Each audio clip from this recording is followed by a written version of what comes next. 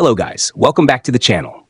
Today I will show you how to fix text messages failed to send on Android. First, make sure your SIM is active and you have enough balance. Now swipe down from the top and turn airplane mode on for 2 seconds. Then turn it off. Next, tap and hold the Messages app. Tap the eye icon. Open Permissions and allow all permissions. After that, open the Messages app. Tap the 3 dots, click Settings, then open RCS Chats. Turn it off if it's on, or turn it on if it's off.